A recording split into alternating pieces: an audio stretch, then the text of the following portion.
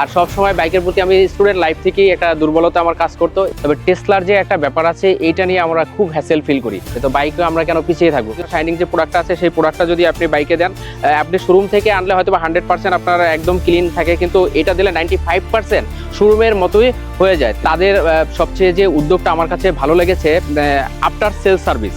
Road আপনার সাথে কথা বলবে। একটা জিনিস মনে রাখতে হবে যে জীবিকার চেয়ে আমি যদি বেঁচে থাকি, যে জীবিকাটা এনিওয়ে আমি এটা কমপ্লিটলি একটা পর্যায়ে নিতে পারবো। মেট্রো শাইন থেকে আমি খাদেমুল ইসলাম মাসুম। এখন আছি গ্রিন মডেল টাউন। আমরা প্ল্যান করেছি যে এখন আমরা আপনাদের থানা বা আপনার এরিয়াতে আমরা যাব, গিয়ে আপনার অভিজ্ঞতা শুনবো, আপনার বাইক বা গাড়ির রাইডিংয়ের যে এক্সপিরিয়েন্স সেটা শুনবো, আপনি কিভাবে গাড়িটা মেনটেন করেন এবং আপনার কি পছন্দের কি অপছন্দের সব ব্যাপারে আমরা শুনবো। তো এখন আমাদের প্রথম এপিসোড যেটা হচ্ছে, এখানে আমাদের যে ইউজার আছেন তার কাছ থেকে শুনবো তার বাইক রাইডিংয়ের যে অভিজ্ঞতাটা। জি, আসসালামু আলাইকুম। আমি মোহাম্মদ আলমগীর হোসেন। আমি মুগদাতে থাকি আর এন ট্রেডিং কর্পোরেশনের ওনার বলছিলাম। জি, সুযোগ যখন হয়, অ্যাকচুয়ালি কাজের ব্যস্ততায় অনেক সময় সুযোগ হয়ে ওঠে না, কিন্তু সবসময় সুযোগের অপেক্ষায় থাকি কখন বাইক নিয়ে রাইডিং করা যায়। তো দেখা যায় যে আমরা সাধারণত বান্দরবন, তারপরে চিটাগাং, কক্সবাজার, বরগুনাতে আমি সুযোগ পেলে আমার হোম ডিস্ট্রিক্টে যাওয়ার প্ল্যানটা বেশি করে থাকি। কুয়াকাটার এদিকে যাওয়া হয় এবং ঢাকার আশেপাশে যে জেলাগুলো আছে সাধারণত এইসব জেলাগুলোয় আমি রাইডিং করে থাকি নিয়মিত। জি, এই এলাকায় প্রসিদ্ধ খাবার বলতে নতুন একটা রেস্টুরেন্ট হয়েছে আমাদের মুগদাতে, শাপলা রেস্টুরেন্ট। এখানে ভালোই খাবার আছে, যেমন নান, চাপ এগুলা, তারপরে তেহেরি, বিরিয়ানি এগুলো পাওয়া যায়। আর একটু যদি দূরে আমরা খেতে যেতে চাই তাহলে মতিঝিলে যে রিজিক রেস্টুরেন্ট আছে, এটা আমরা মাঝে মাঝে খাবার খাই। এই এলাকায় বাইক রাইডিং করাটা একটু ডিফিকাল্ট হয়ে যায় আমাদের জন্য, আমরা যারা নিয়মিত মানে বাইক রাইডার করি তাদের জন্য। আর কিছু প্রফেশনাল ছাড়া যারা আছে তাদের জন্য হয়তো বা প্রবলেমটা হয় কিনা আমি জানি না। তবে টেসলার যে একটা ব্যাপার আছে এইটা নিয়ে আমরা খুব হ্যাসেল ফিল করি। প্রচুর পরিমাণে টেসলা আছে, এই টেসলার জন্য আমরা বাইক রাইড করে কমফোর্ট ফিল করি না এই এলাকাতে। আমার বাইক চালানোর অভিজ্ঞতাটা যদি আমি বলি, ঢাকাতে 2000 সালে আসি, 2008-এ আমি একটা বাইক নিই। এই বাইকটা আমি দীর্ঘদিন যাবত চালাই, তারপরেও কিছু বাইক নিয়েছি, অনেকদিন চালাই। কিন্তু বাইক আমার একটা মানে খুব পছন্দের বিষয় ছিল। আর সব সময় বাইকের প্রতি আমি স্টুডেন্ট লাইফ থেকেই একটা দুর্বলতা আমার কাজ করতো। এই দুর্বলতা থেকে এ যাবৎ আমি 5টা বাইক ইউজ করেছি। এখন লেটেস্ট যে বাইকটা দেখছেন, আমি যে বাইকটা বসে আছি, এই বাইকটা আমার লেটেস্ট, তাও 1 বছর হয়ে গেছে এই বাইকটা আমি নিয়েছি। তো সব সময় আমার বাইক, গাড়ির চেয়েও বাইকটা আমার কাছে ভালো লাগে। এটা আমি মানে খুব এনজয় করি বাইক নিয়ে। বাইক মেনটেনেন্স করার ক্ষেত্রে খরচটা আমাদের ফুয়েলের উপরে বেশি চাপ পড়ে। তারপরে যদি সেকেন্ড আমি বলে থাকি, সেটা হচ্ছে সার্ভিসিংয়ের যে একটা বিষয় থাকে সেখানে। বর্তমানে বাইক রাইডিং করে আমি যে এক্সপিরিয়েন্সটা মানে ফিল করছি, যে ফুয়েলের কস্টটা যদি কমানো হয় তাহলে যারা আমরা বাইকার কমিউনিটি আছে বা বাইক যারা নিউ কামার বাইকে আসছে সেই লোকগুলো বেশি আসবে। বাইকের ফুয়েলটা কমানো উচিত আমার দৃষ্টিতে। ইলেকট্রিক ভেহিকেল বলতে যেটা আমরা বুঝি, এটা তো আসলে বিদ্যুৎ দিয়ে চালিত হয়। সেক্ষেত্রে দেখা যায় যে ফুয়েলের চেয়ে ইলেকট্রিক ভেহিকেলটা আমি পেপার ফিল বেশি করতেছি। কারণ হচ্ছে আমাদের ফুয়েলে কনজাম যদি করতে যায় তাহলে আমাদের খরচটা বেশি পড়ে যায়, ইলেকট্রিকে খরচটা কম হবে।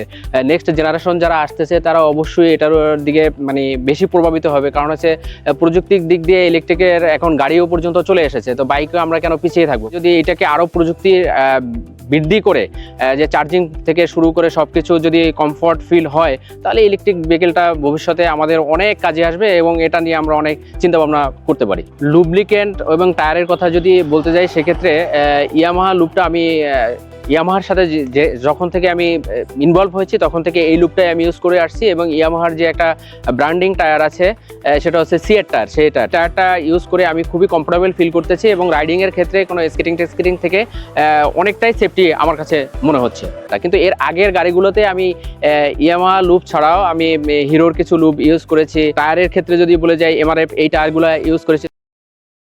সবচেয়ে যে হেলমেটটা আমার পছন্দ সেটা হচ্ছে এমটি হেলমেট। এই হেলমেটটা আমি ইউজ করি যখন আমি লং রাইডে যাই, তখন আমি এই হেলমেটটা ইউজ করি। আর যখন সিটি রাইডিংয়ে থাকি তখন এই বেগার এই হেলমেটটা আমি ইউজ করে আসছি। আমি যেটা অভিজ্ঞতা পেয়েছি আমার ভালো লেগেছে, সেখান থেকে আমি বলেছি যে এই দুইটা হেলমেট আমার কাছে সবচেয়ে বেস্ট মনে হচ্ছে। আমি বর্তমানে যে পলিশ বলেন বা ওয়াশ বলেন, এই মেট্রো শাইনের কোয়াং এটার থেকে আমি করে আসছি। অনেকদিন যাবতীয় আমি করছি, দীর্ঘদিন লং টাইম না হলো। এটা করার পিছনে যে কারণটা আমার বেশি কাজ করে। যেমন আমি যখন গাড়িটা শোরুম থেকে নিয়েছিলাম তখন খুব চকচকে ঝকঝকে এবং ছিল, তো যখন আমি গাড়িটা বাসায় আনি আস্তে আস্তে আস্তে আস্তে আসলে তো ওই লুকটা থাকে না, লুকটা একটা সময় চেঞ্জ হয়ে যায়। কিন্তু 90% যদি লুক ধরে রাখতে চান আপনারা বা আমি বা আমার যারা বাইকার ভাইয়েরা আছে, তাহলে এই কোয়াংয়ের এই প্রোডাক্টগুলো যদি আপনি ব্যবহার করেন, যেমন এটা ধুলোর দিক থেকে আপনি ইজিলি এবং খুব পানি খরচ বলতেই নাই, আপনি ওয়াটারলেস যে শাইনটা আছে সেটা দিয়ে আপনি খুব সহজেই আপনার তাৎক্ষণিকভাবে বাইকটাকে একটু চকচকে বা বাইকটা দেখতে ভালো লাগে বা নতুনের বাইকটা যদি আপনি নিতে চান তাহলে ওটা দিয়ে করতে পারেন। এবং এদের যে শাইনিং যে পলিসিটা আছে বা শাইনিং যে প্রোডাক্টটা আছে সেই প্রোডাক্টটা যদি আপনি বাইকে দেন, আপনি শোরুম থেকে আনলে হয়তো বা 100% আপনার একদম ক্লিন থাকে, কিন্তু এটা দিলে 95% শোরুমের মতোই হয়ে যায়। লিকুইড যে জেলটা আছে খুব অল্প পরিমাণে পানি খরচ করে এক বালতি পানি দিয়ে পুরো বাইকটাকে আপনার যতই ময়লা থাকুক, আপনি যত বর্ষার দিনে আপনি রাইড করে আসেন, ওইটা দিয়ে আপনি কমপ্লিটলি এই বাইকটাকে একদম ফুললি ওয়াশ করে ফেলতে পারবেন। তবে আমার কাছে সবচেয়ে ভালো লেগেছে এই মেট্রো শাইনের কোয়াং যে আইটেমগুলো আছে, এটা দিয়ে বাইকটা চেন লুপ থেকে শুরু করে আপনার ওয়াশ থেকে শুরু করে চেন লুপ পর্যন্ত সবকিছু টায়ার থেকে একদম চকচকে ঝকঝকে হয়ে যাবে। আর আমার একটা সাজেশন থাকবে যে আমি ইউজ করি এবং আমার যারা বাইকার ভাইয়েরা আছে তারাও ইউজ করেন। আমি যে কথাগুলো বলেছি সেই কথাগুলো কাজে আপনি প্রমাণ পাবেন। যারা নতুন রাইড করতেছে বা শখের বসে বাইক কিনে রাস্তায় হুট করে রাস্তায় বের হয়ে যায়, যদিও তারা লাইসেন্স যে কোনোভাবে তারা পেয়ে যায়, হাতে চলে আসে, কিন্তু আমার কাছে যেটা মেজর প্রবলেম মনে হয় তারা রোড সাইনটা বুঝে না, যে ডানে যেতে হবে বামে যেতে হবে বা সামনের গাড়িকে কিভাবে ওভারটেক করতে হবে, ডান থেকে না বাম থেকে, এই জিনিসগুলো সব মিস্টেক করে। মানে মূলত একটা গাড়ি যখন চলে, সেটা বাইক হোক বা গাড়ি হোক বা ট্রাক হোক বাস হোক, তার রোড সাইন সম্পর্কে ভালো অভিজ্ঞতা থাকতে হবে। রোড সাইন আপনাকে বলে দেবে যে আপনি কোন দিকে যাবেন, আপনি কি করবেন, রোড আপনার সাথে কথা বলবে। সেই জিনিসটা সাধারণত তারা ভুলে যায়, এই জিনিসটা তারা মেনটেন করতে পারে না।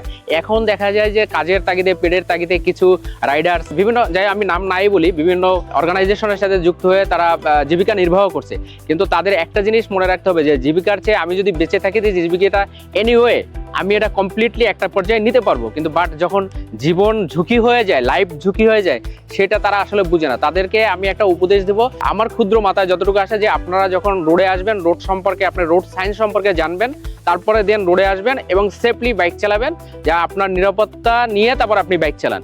এবং সর্বোপরি আপনি হেলমেট ইউজ করবেন, সার্টিফাইড হেলমেট ইউজ করবেন। আপনার যে পিলিয়ন হবে তাকেও সার্টিফাইড হেলমেট ইউজ করতে আপনি উৎসাহ করেন। আমি মেট্রো শাইনের সাথে বেশি দিন ইনফর্ম না হলে হয়তো বা 5th মান্থ এরকম হবে, তবে তাদের সবচেয়ে যে উদ্যোগটা আমার কাছে ভালো লেগেছে আফটার সেল সার্ভিস।